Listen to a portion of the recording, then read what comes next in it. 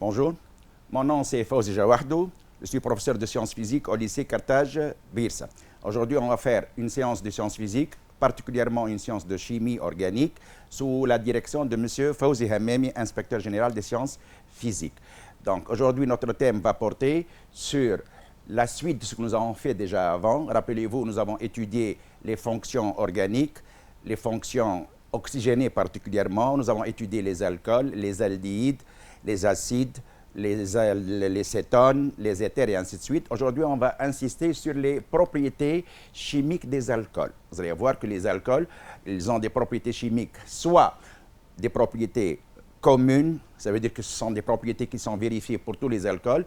Et on va voir aussi que certains alcools donc, vérifient des propriétés assez particulières, on va dire donc des propriétés distinctes. Rappelez-vous que les alcools, on les a classés en 3 catégories, en 3 classes.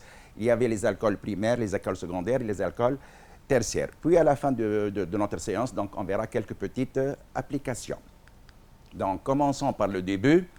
Donc, pour les propriétés chimiques des alcools, donc on va essayer donc de détailler toutes les propriétés pratiquement chimiques que vérifient les alcools. Commençons par la première propriété. La réaction de combustion. C'est une propriété que vérifient tous les alcools indépendamment de leur classe. Donc nous allons prendre un petit exemple de combustion, le cas de l'éthanol, donc combustion complète de l'éthanol. Je rappelle que combustion complète, elle permet d'avoir le dioxyde de carbone et l'eau.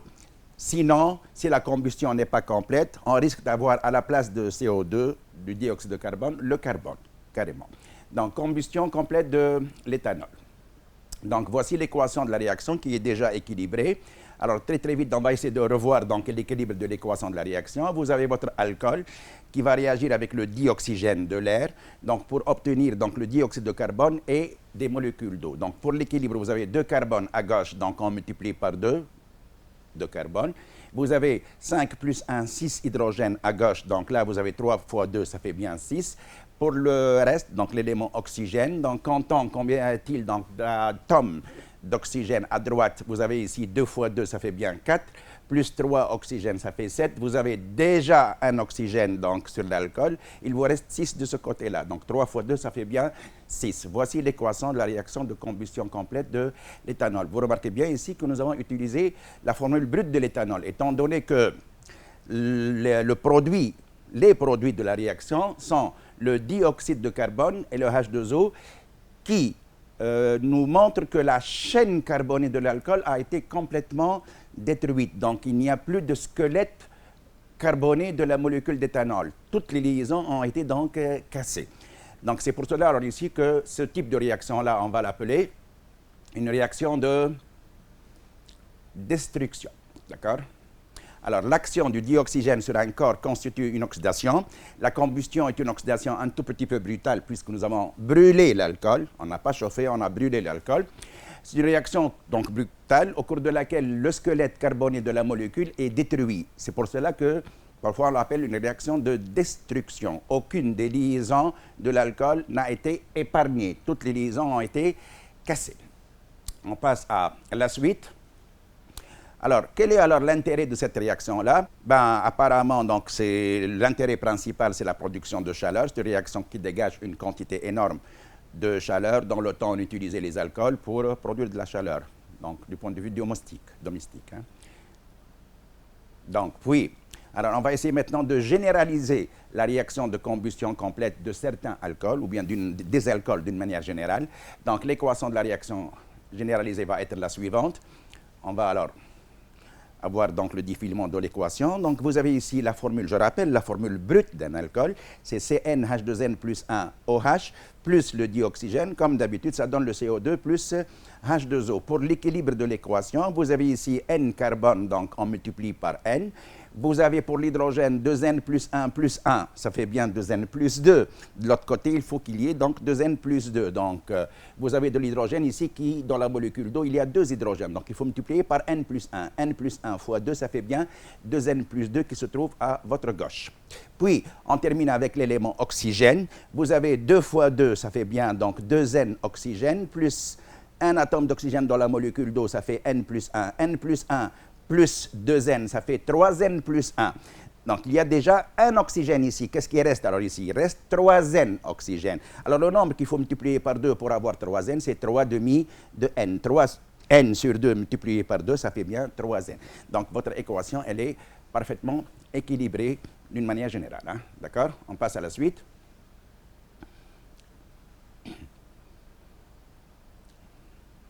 Alors, maintenant, on va passer à l'oxydation, deuxième propriété chimique des alcools. Hein. Rappelez-vous ce que nous avons fait tout à l'heure. Donc, nous avons donc réalisé la combustion des alcools. C'était une réaction un peu brutale.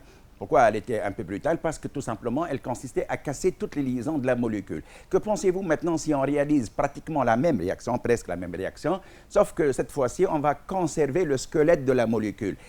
Si vous avez un squelette comportant, par exemple, comme pour l'éthanol, de carbone, je voudrais bien alors ici avoir une oxydation, comme tout à l'heure, sauf que je voudrais bien donc avoir conservation du squelette. Sinon, si vous avez un alcool à 3 carbones ou bien un alcool qui est ramifié, donc on va essayer de réaliser une oxydation de manière à conserver le squelette de la molécule de l'alcool. Donc, on va appeler ça oxydation ménagée des alcools. Ménager en français, cela veut dire donc essayer de se comporter avec douceur, si vous voulez ici.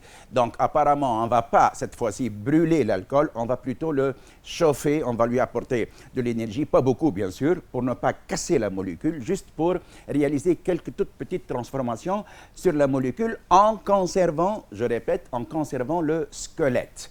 Alors, à la suite, introduction, une toute petite introduction que je viens donc de citer. On se propose d'étudier des réactions d'oxydation menées dans des conditions expérimentales plus douces, plus fines, afin de conserver le squelette, ça je viens de le dire, le squelette carboné de la molécule. Il s'agit donc d'oxydation ménagée se réalisant tout doucement. Donc ça, tout simplement, il suffit alors ici de chauffer l'alcool et pas le brûler, n'est-ce pas? Donc, on va essayer apparemment de prendre alors ici un exemple. Donc, voici une oxydation ménagée de l'éthanol dans le dioxygène de l'air. Donc, l'éthanol, comme tout à l'heure, on va le faire réagir avec le dioxygène. On va travailler dans le dioxygène de l'air. Et je rappelle que dans le dioxygène de l'air, donc, dans l'air plutôt, le dioxygène est en grande quantité, en excès. Qu'est-ce qui va se produire alors ici? On va essayer donc de décrire l'expérience. C'est une expérience qu'on appelle par expérience de la lampe sans flamme. Je la décris donc avec un peu plus de détails. Donc, je pense que vous vous rappelez de ça. Donc, nous avons pris au départ une spirale de cuivre que nous avons donc essayé de chauffer. On a porté à l'incandescence cette spirale, donc elle est devenue tout rouge. Bien sûr, lorsqu'on arrête de chauffer la spirale de cuivre, donc elle s'éteint et l'incandescence n'est plus maintenue. Par contre, si on prend donc dans un bécher donc une petite quantité d'alcool, au fond vous avez l'alcool et vous avez de l'air tout autour bien sûr. Donc si on essaie de... Ça c'est une plaque chauffante, on va chauffer l'alcool. En chauffant donc tout doucement l'alcool en présence du dioxygène, et si on introduit la spirale de cuivre qui a été donc portée à l'incandescence, portée au rouge, on remarque ici que l'incandescence est maintenue pour la spirale. Donc apparemment, qu'est-ce qu'on peut dire alors ici? On peut dire la chose suivante, c'est que tout d'abord, donc, il se produit une réaction chimique, et apparemment, c'est une réaction chimique qui est exothermique, puisqu'elle maintient à l'incandescence la spirale de cuivre. Donc, puisqu'il y a une réaction chimique, donc on est capable, donc, alors ici, d'écrire l'équation de la réaction qui vient de se produire. Donc, pour cela, ici, on va commencer par tirer les observations expérimentales qu'on peut observer au cours de cette réaction-là. Donc, alors, l'éthanol est chauffé modérément, donc ça veut dire avec douceur.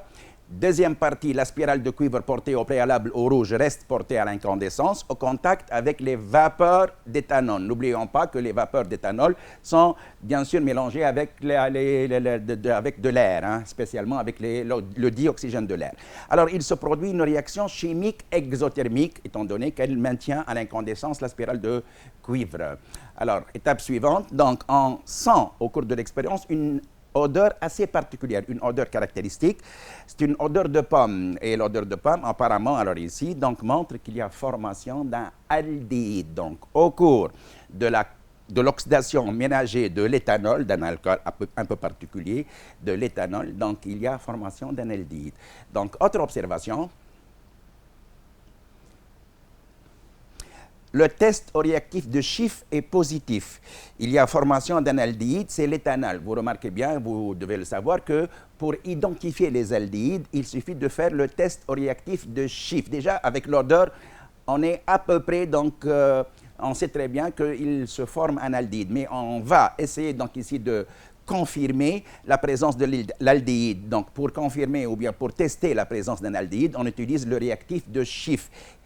Le réactif de Schiff donc donne un test positif. Il suffit qu'il devienne donc il rosy, il devienne rose, d'accord? Donc là, à partir de l'éthanol, il y a formation d'un aldéhyde qui n'est autre que l'éthanal. On passe à la suite. Autre test. On remarque alors ici que un papier pH humidifié donne lui aussi un test positif au voisinage de l'expérience. Le papier pH humidifié, donc qu'est-ce qu'il donne alors ici? Il donne, c'est un testeur qui donne la présence, qui montre la présence des acides carboxyliques. Donc le test au papier pH humidifié est positif, donc il rougit tout simplement. Il y a formation d'un acide carboxylique. Eh bien, apparemment, c'est un acide carboxylique qui comporte 2 atomes de carbone. Rappelez-vous, donc nous avons donc dans l'autre séance essayer de rappeler les formules générales des alcools et des acides en particulier, des acides carboxyliques. Donc là, récapitulons. Donc, alors un alcool, donc il subit une oxydation ménagée, donc il va donner en premier lieu un aldéhyde, puis par la suite un acide carboxylique. Je rappelle que nous sommes en train d'étudier la réaction d'oxydation ménagée d'un alcool très particulier, à savoir l'éthanol. À la suite. Donc, transformations chimiques ayant lieu, hein, pas d'équation, plutôt les transformations. Alors, les transformations qui vont se produire sont les suivantes. Alors, il y a alors ici, première étape, je vais vous expliquer pourquoi il y a une première, donc forcément, il va y avoir une deuxième au moins. Hein. Dans la première étape, alors ici, l'éthanol, regardez bien, en présence de dioxygène, il subit l'oxydation ménagée, ça va donner l'éthanal de carbone. Rappelez-vous que dans l'éthanal, il y a le groupe carbonyle. Le groupe carbonyle, c'est un carbone doublement lié avec un atome d'oxygène et simplement lié avec un atome d'hydrogène. Donc, dans la première étape, il y a formation de l'éthanal. L'expérience montre la chose suivante. Si j'essaie un tout petit peu de revenir en arrière. Donc, je rappelle que nous avons fait au début le test au réactif de Schiff. Ça nous a donné un test positif, donc formation d'un aldéhyde.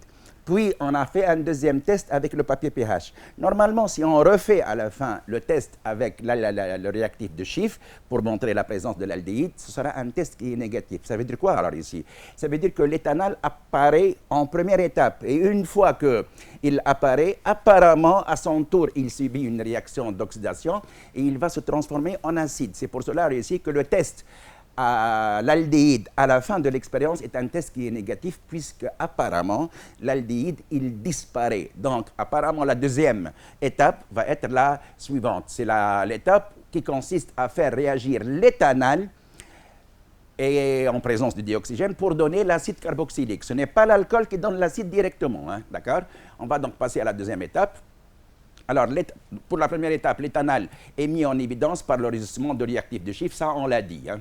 Alors, deuxième étape, formation de l'acide éthanoïque, bien entendu, à partir de l'éthanol, non pas à partir de l'éthanol. Hein. L'éthanol, donc ici, on va réaliser son oxydation ménagée, ça va donner l'acide carboxylique comportant 2 atomes de carbone. Donc, récapitulons un tout petit peu. Vous avez l'éthanol avec 2 carbones, il donne l'éthanol avec, bien entendu, 2 carbones. L'éthanol lui-même, donc il va subir l'oxydation ménagée et il va donner l'acide carboxylique avec 2 carbones. Vous remarquez bien la chose suivante, c'est qu'on vient de conserver le squelette de la molécule. Nous venons juste de changer, donc de faire de petites transformations au niveau de l'extrémité de la molécule. Donc j'avais la fonction alcool, je suis passé à la fonction donc aldéhyde, puis nous sommes passés par la suite à la fonction acide carboxylique. Mais la chaîne carbonée est la même. D'accord? Ça, c'est pour l'exemple, donc ici, de l'éthanol, de l'alcool éthanol. Est-ce qu'il est possible, alors ici, de réaliser des oxydations ménagées avec d'autres alcools? Bien entendu que c'est possible. Ça, ce n'est autre qu'un exemple. Alors, d'une manière générale, que pensez-vous alors maintenant si on essaie de arrêter la réaction au niveau de la formation de l'aldéhyde, si on veut que la réaction ne se poursuive pas pour aller vers l'acide carboxylique, juste au niveau de l'aldéhyde. Ben, qu'est-ce qu'il suffit de faire? Il suffit alors ici d'éliminer le comburant, le dioxygène, le réactif, qui va donc réagir avec l'éthanol. Donc, essayons de passer à la suite. Retenez bien ce que je viens de dire maintenant. Alors, l'acide éthanoïque est mis en évidence par le PPPH, ça on le sait, on l'a mentionné tout à l'heure. À la suite. Alors, quelques petites remarques. Alors, l'éthanol et l'acide éthanoïque ont le même squelette carboné que l'éthanol. L'oxydation de l'éthanol est bien une oxydation ménagée, une oxydation assez douce, qui ne casse pas la molécule, qui ne détruit pas la molécule. Puis, dans cette expérience, donc, il est impossible, dans cette expérience, dans le cas où on réalise l'oxydation ménagée avec le dioxygène de l'air. Hein. Donc, dans cette expérience, il est impossible d'arrêter l'oxydation ménagée au niveau de l'aldéhyde. En effet, cet aldéhyde-là, lui-même, il est facilement oxydable. Et le dioxygène, il est en excès, ça on vient de le dire. La réaction se poursuit alors jusqu'à l'obtention de l'acide éthanoïque. D'accord?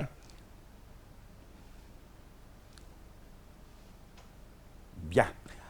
La suite. Maintenant, on va voir donc quelques oxydations ménagées de certains alcools. Donc, l'expérience montre la chose suivante, c'est que le résultat des oxydations ménagées des différents alcools n'est pas toujours la même. Donc, il s'agit bien ici d'une réaction spécifique non pas d'alcool, tous les alcools presque, on va donc essayer d'expliquer, tous les alcools presque, donc s'oxydent pour donner une oxydation ménagée selon leur classe, cela dépend de leur classe. C'est pour cela, alors, ici, qu'on va voir l'oxydation ménagée des différentes classes des différents alcools. Donc, essayons de voir comment on peut procéder. Donc, alors, on peut réaliser l'oxydation ménagée soit dans le dioxygène de l'air, soit dans l'oxygène qui est présent dans une molécule de K-MnO4, permanganate de potassium. En réalité, la formule chimique, c'est K plus MnO4-. Alors, le permanganate de potassium, K-MnO4, en solution aqueuse acidifiée, est capable d'oxyder l'alcool au niveau de la première étape seulement. Donc, MnO4- joue le rôle d'oxydant, bon, apparemment c'est une réaction d'oxydoréduction. MnO4- joue le rôle d'oxydant à la place du dioxygène de l'air. Donc, si on essaie de mettre le K-MnO4 en toute petite quantité, de façon qu'il soit en défaut, donc il est le réactif limitant, il n'est pas en excès, alors ça risque, alors ici, pour l'alcool primaire, attention, hein, on risque de nous arrêter au niveau de la première étape de la réaction. Cela veut dire que l'alcool peut donner, l'éthanol peut donner donc ici l'éthanol et la réaction peut s'arrêter à ce niveau. Étape suivante, alors, règle. Alors, si vous prenez un alcool primaire, comme pour l'éthanol, comme par exemple pour le propane 1-ol, comme pour le méthanol, un seul carbone, comme le butane 1-ol. Donc, l'ol, le groupement OH, le groupement hydroxyle, est situé en bout de chaîne sur le carbone numéro 1. Alors, si vous avez un alcool primaire, donc il s'oxyde en deux étapes. Vous avez une oxydation ménagée qui va nous donner l'aldéhyde d'une manière générale, puis cette oxydation-là se poursuit pour donner l'acide carboxylique. Donc, attention, ce ne sont pas seulement les alcools qui peuvent subir l'oxydation ménagée. Même les aldéhydes peuvent subir ce type de réaction-là. Donc, ça, c'est pour l'alcool primaire. Alors, deuxième type d'alcool, deuxième classe. Alors, si vous avez un alcool secondaire, l'expérience montre que pour l'alcool secondaire, il s'oxyde en une seule étape, même s'il y a un excès d'oxydant, à savoir le KMNO4. Et dans ces conditions-là, l'alcool secondaire donne une cétone et uniquement c'est une cétone. On a défini la cétone l'autre fois. D'accord? Alors, l'alcool tertiaire, est-ce qu'il s'oxyde? Ben, apparemment, vous connaissez le résultat. L'alcool tertiaire ne subit pas d'oxydation ménagée. Tout à l'heure, j'ai dit que c'est général, l'oxydation ménagée, ce n'est pas toujours valable. Hein? Donc, voici la règle générale. Alors, pour les cétones, ce sont des composés qui peuvent être mis en évidence apparemment par le test. Le test qui permet donc d'identifier une cétone, c'est le test à la 2,4 dinitrophénylhydrazine, 2,4 DNPH. On va voir la suite. Alors, remarque, si l'oxydant est en défaut, au cas où on utilise un alcool primaire, donc l'oxydation ménagée peut s'arrêter au niveau de l'aldéhyde. Hein. Donc, si l'oxydant est en défaut, l'oxydation s'arrête à la première étape de l'oxydation de l'alcool primaire. L'alcool secondaire, donc, il subit une oxydation ménagée en une seule et unique étape. Par contre, le tertiaire ne s'oxyde pas, ça, on vient de le dire. D'accord?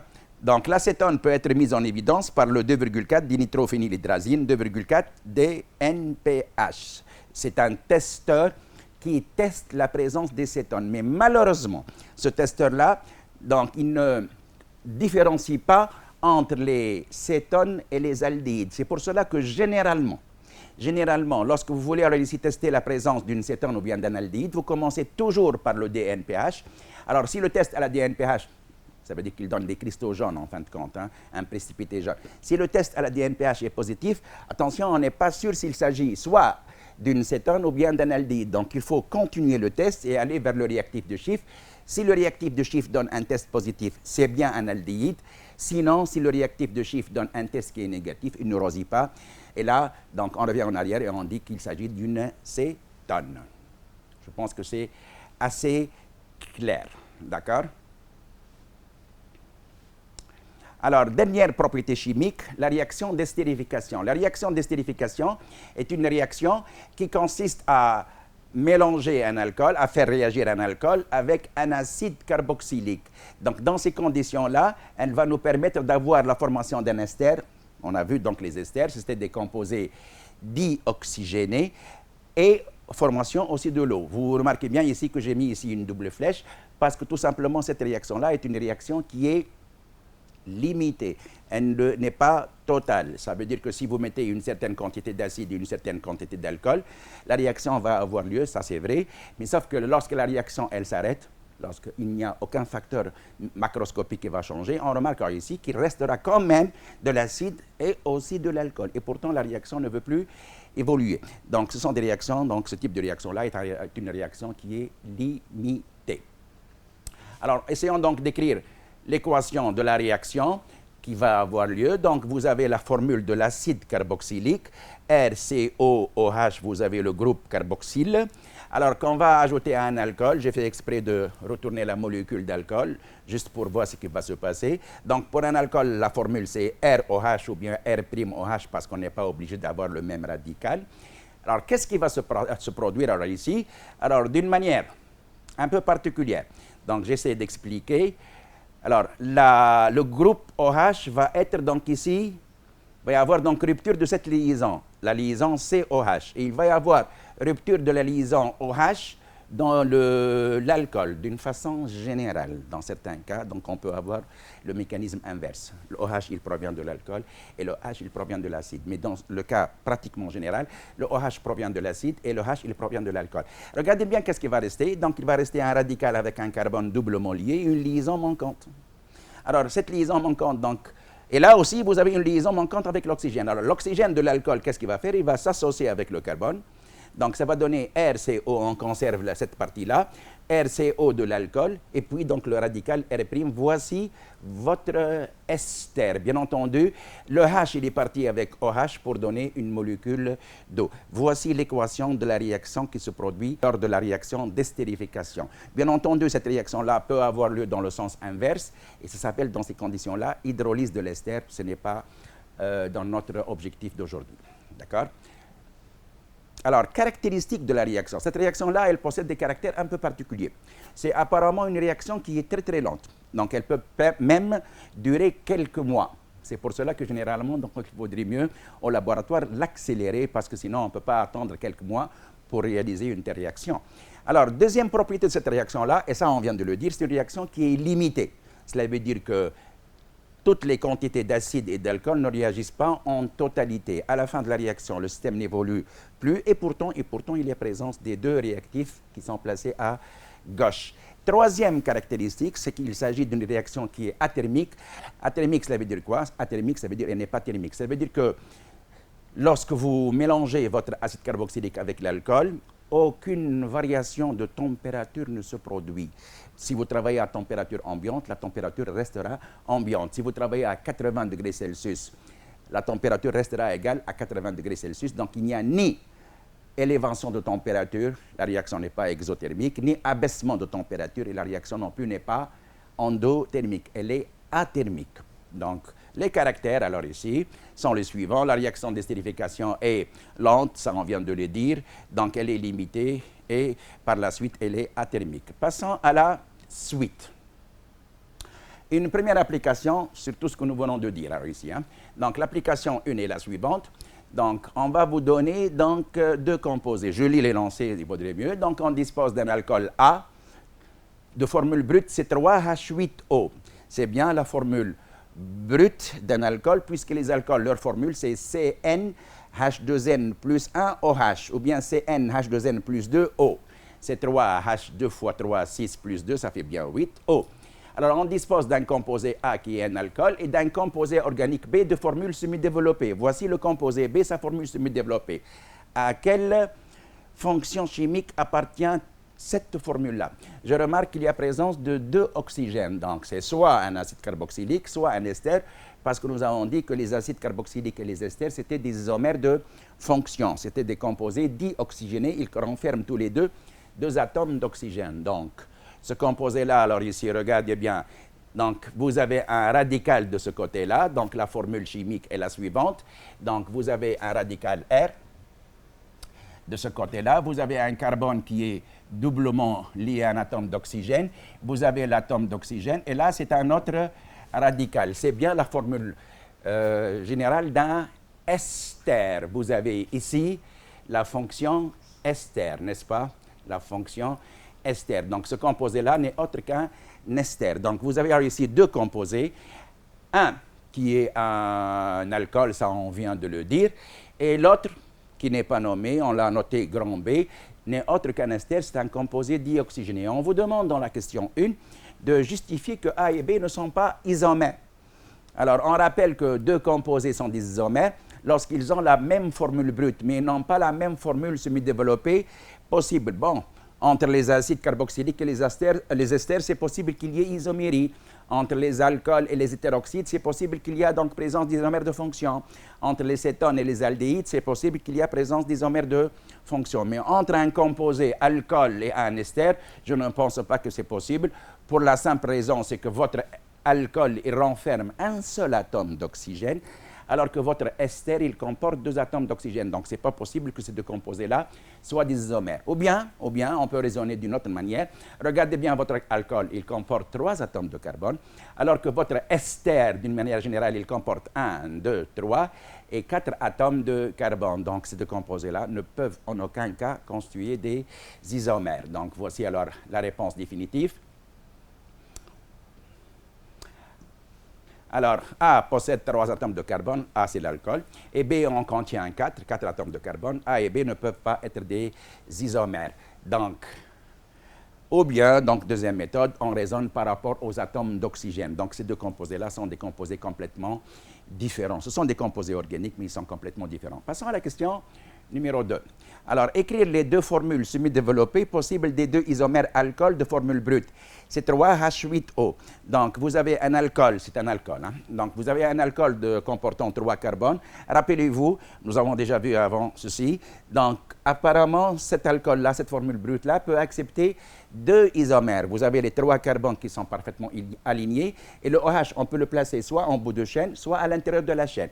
Si le OH est placé en bout de chaîne, ce sera un alcool primaire. Si le OH de la fonction alcool est placé à l'intérieur de la chaîne, le carbone fonctionnait à l'intérieur de la chaîne, donc là, vous allez avoir un alcool secondaire. Il vaudrait mieux donc écrire les formules des composés, c'est mieux. Donc, on vous demande d'écrire les formules semi-développées des 2 alcools isomères relatifs à ces 3H8O et de préciser à chaque fois donc, le nom et la classe de chacun d'eux. Donc, première possibilité avec 3 carbones. J'ai dit alors ici que vous aviez donc 3 carbones, la chaîne carbonée ne peut être que parfaitement linéaire. On ne peut pas avoir des ramifications avec 3 carbones, ce n'est pas possible. Vous avez le OH qui est placé en bout de chaîne, sur le carbone numéro 1. Donc ça fait le propane 1, 2, 3. Propane. 1, ol. Ol, cela veut dire qu'il y a la fonction alcool. La fonction alcool et le groupement alcool, hydroxyle, est placé sur le carbone numéro 1. C'est bien un alcool primaire. Rappelons que pour un alcool primaire, le carbone fonctionnel, celui qui porte la fonction OH, il contient 2 atomes d'hydrogène ou bien un peu plus, le cas particulier du méthanol, ou bien parce que le carbone fonctionnel est relié directement à un seul et unique carbone voisin. Donc, votre alcool est bien primaire. Deuxième possibilité d'isomérie avec le composé A. Donc, on va reprendre toujours le même squelette. C'est un squelette comportant 3 carbones. Et là, on a fait déplacer le OH. On a changé la position de OH. C'est pour cela que ces 2 composés-là sont des isomères de position. Essayons de nommer cet alcool-là. Vous avez une chaîne toujours à 3 carbones, c'est le propane, 3 carbones. Vous avez votre ol, la fonction OH, donc c'est la terminaison ol. Et le ol, il est placé sur le carbone numéro 2. Votre carbone fonctionnel dans ces conditions-là, regardez bien, combien il contient d'hydrogène? Un seul hydrogène, c'est bien un alcool secondaire. Sinon, vous pouvez raisonner par rapport à à les liaisons avec les différents atomes de carbone. Votre carbone fonctionnel est relié directement à deux carbones voisins. C'est bien un alcool secondaire. Je pense qu'avec cette formule brute-là, c'est 3H8O, il n'est pas possible d'avoir d'autres possibilités d'isomérie. Rappelons quand même que cet alcool-là, c'est un alcool primaire. Donc, par oxydation ménagée, qu'est-ce qu'il va donner? Alors, par oxydation ménagée, puisqu'il est primaire, donc ça va donner un aldéhyde. Puis l'aldéhyde, qu'est-ce que ça va donner à lui-même? Donc, il va donner un acide carboxylique. Pour le cas de l'isomère numéro 2, c'est bien un alcool secondaire, donc ça va donner par oxydation ménagée une cétone.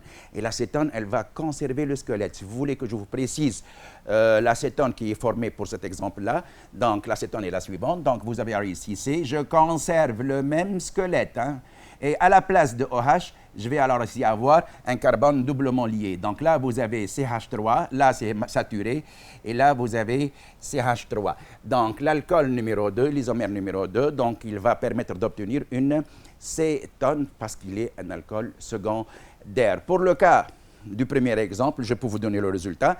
En premier lieu, ça va donner, puisque c'est un alcool primaire, ça va donner un aldéhyde. La formule de l'aldéhyde en conservant le même squelette. Hein. Donc ça va donner CH3, CH2, CO, H, la fonction carbonyle. Donc voici l'aldéhyde qui va être obtenu lorsqu'on réalise l'oxydation ménagère de cet alcool. Donc le nom, c'est assez simple, vous avez 3 carbones propane. Au lieu de dire propanol pour l'alcool, on va dire propanal. Alors, est-ce que ce composé-là, lui-même, il subit une oxydation ménagée? C'est apparemment oui, puisque c'est un alcool primaire, donc forcément, il donne l'aldéhyde. Et l'aldéhyde, lui aussi, il va réagir pour donner un acide carboxylique. Je conserve le même squelette. Vous allez avoir alors ici l'acide carboxylique suivant. Donc, vous avez alors ici CH3, CH2 et CO et OH. Je conserve le même squelette, donc, mais c'est juste la fonction qui va changer. Alors, la question suivante est celle-ci. La réaction de l'acide méthanoïque, l'acide carbonique méthanoïque. Méthane, ça provient du préfixe meth. Meth, ça veut dire un seul carbone. Donc, l'acide méthanoïque, il comporte un seul carbone. Alors, la réaction de l'acide méthanoïque avec l'un de ces deux isomères alcool. Rappelez-vous ce que nous avons dit tout à l'heure. Lorsque vous prenez un acide carboxylique et vous le mélangez avec un alcool, qu'est-ce qui risque de se produire? Donc, il y a formation d'un ester, c'est bien une réaction d'estérification, avec formation, entre autres, de l'eau. Donc, je lis quand même la question. La réaction de l'acide méthanoïque avec l'un de ces isomères alcool donne de l'eau et le composé B. La question est la suivante. Précisez la fonction chimique de B. B, c'est le produit de la réaction. Hein? Donc, alcool plus acide, ça donne bien de l'eau, c'est précisé l'eau, et le composé B qui ne peut être qu'un ester. Donc, B est un ester. Donc, question suivante, nommez cette réaction et citez 2 parmi ses caractères. C'est une réaction, on vient de le dire, une réaction d'estérification. Alors, elle possède 3 caractères, on vous demande uniquement 2. On peut dire qu'elle est limitée et très lente d'une manière générale. Donc, passons à la suite. Alors, il s'agit d'une réaction d'estérification, ça, on vient de le dire. Il s'agit d'une réaction lente et limitée. Donc, passons maintenant à autre chose. Une deuxième petite application dans laquelle, alors, on va changer un tout petit peu. Là, on va vous donner l'énoncé de la question. Alors, on considère dans la première question la liste des composés organiques suivants. Je vais vous donner une liste de composés organiques. On va les voir donc ensemble. Vous avez le composé A1, dont la formule c'est CH3, CH2, CH2OH, c'est bien un alcool. Vous avez un composé A2 dont la formule c'est CH3OH, c'est bien un alcool aussi. Ce sont 2 alcools qui sont plus ou moins différents. Allez, différents du point de vue quoi? Ce ne sont pas des isomères. Mais quand même, ils appartiennent à la même famille, à la famille des alcools. Et ils ont un point commun, si vous voulez, alors ici. Ce sont 2 composés qui sont des alcools primaires, puisque le OH se trouve en bout de chaîne de la molécule. Donc, ça, c'était les 2 premiers exemples de la liste. Voici 2 autres exemples. Donc, le composé A3, on vient de le voir tout à l'heure, c'est le composé suivant, c'est un composé dioxygéné avec donc R de ce côté-là, O, C, H et O, c'est bien un ester, hein, c'est un ester. Ce n'est pas un acide carboxylique parce que l'acide carboxylique, à la place de H, il devrait y avoir donc OH de ce côté-là. Hein, donc c'est un ester. Pour le composé A4, c'est un alcool avec 3 carbones qu'on vient de voir tout à l'heure, hein. Donc, avec 3 carbones, et le H est placé à l'intérieur de la chaîne. Bon, vous avez alors ici une liste de 4 composés organiques. Essayons de voir quelle est la question qui va donc nous intéresser. Donc, première question, rappelez la définition des isomères. Tiens, donc, isomère. Qu'est-ce que c'est que des... Attention, on ne peut pas parler d'un isomère. Hein. On ne peut pas dire que la définition d'un isomère, on ne peut dire que la définition des isomères. On peut préciser qu'il s'agit d'un isomère, un deuxième isomère, mais d'une manière générale, l'isomérie, ça concerne plusieurs composés. Donc, alors, qu'est-ce que c'est que des isomères? Ce sont des composés organiques, ça c'est sûr, parce que ce problème-là n'existe qu'en chimie organique, qui ont la même formule brute, ça on l'a vu avant, qui ont la même formule brute, mais qui n'ont pas la même formule semi-développée. Est-ce qu'il y a des possibilités d'isomères, avant de lire les questions suivantes, est-ce qu'il y a des possibilités d'isomères avec cette liste-là? Je pense que oui. Le composé A1 est bien un alcool. Le composé A4 est bien un alcool. Ils ont tous les deux 3 carbones dans le chaîne carboné, 3 carbones. Et vous avez OH qui est là en première position.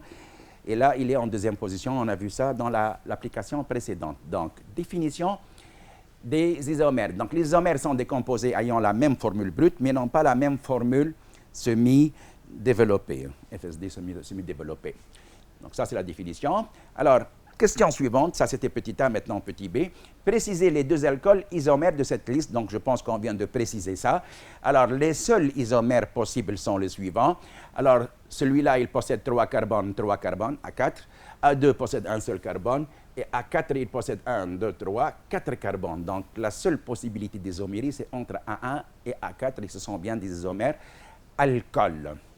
Alors, précisez les 2 alcools isomères de cette liste.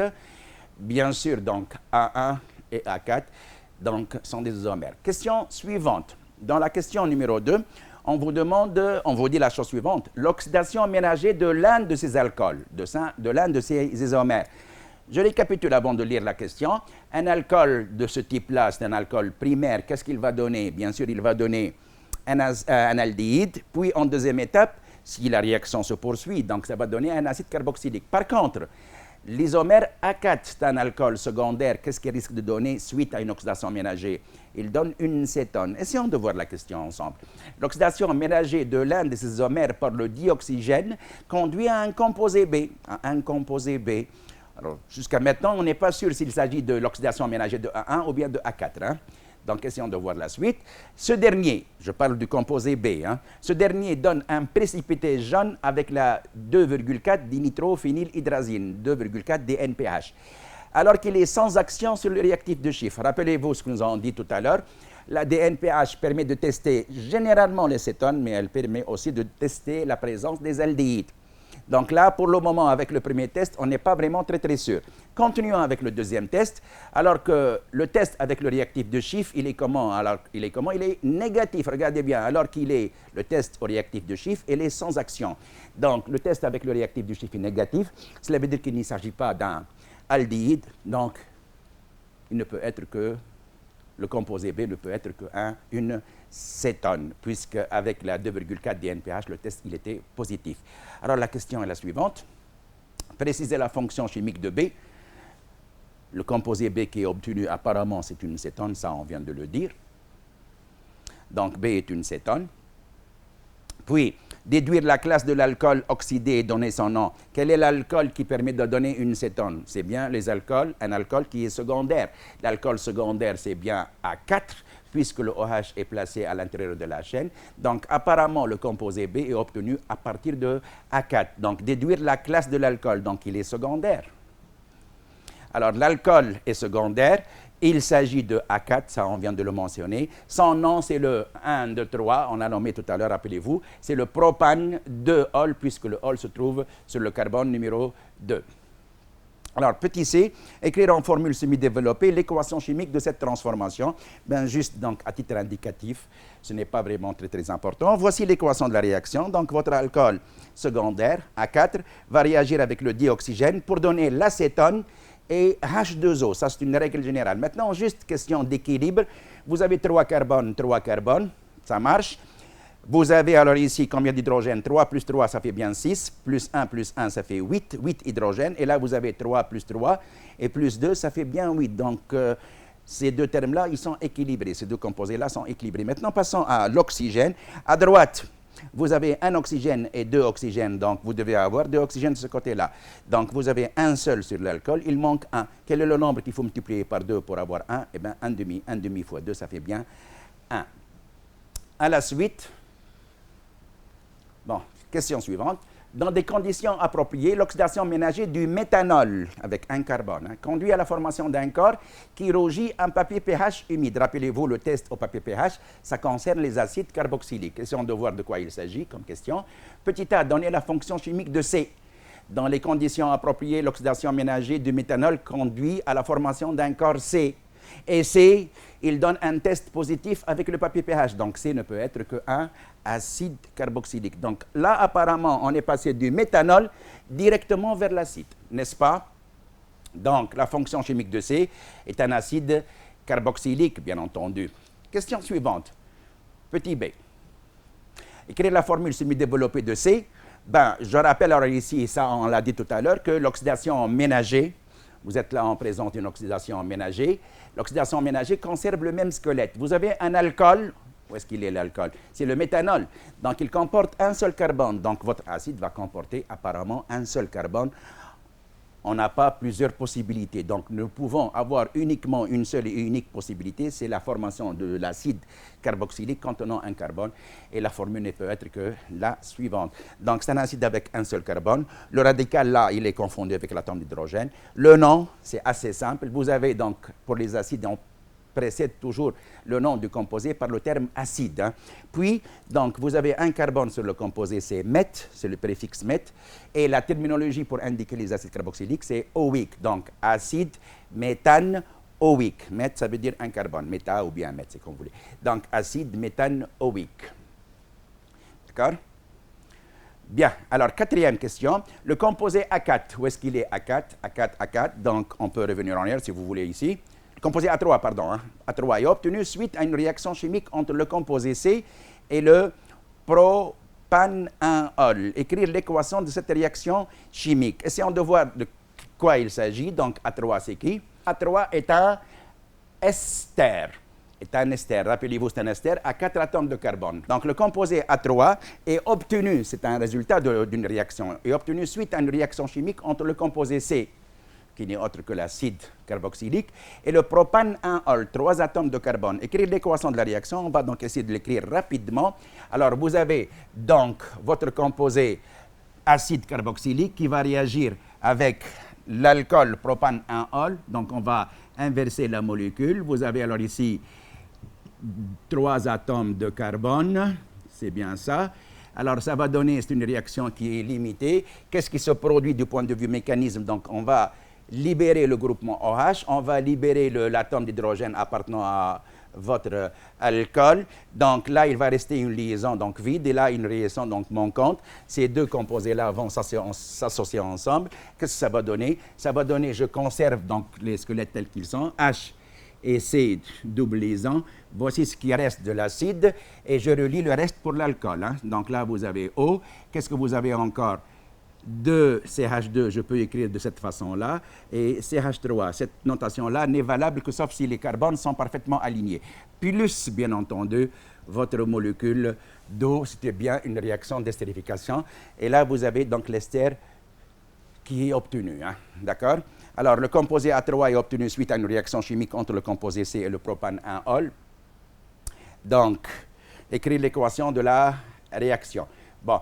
Donc, apparemment, alors l'équation de la réaction est bien écrite. Je pense que c'est terminé pour cette application. C'est aussi terminé pour notre séance d'aujourd'hui. Je vous remercie pour votre attention.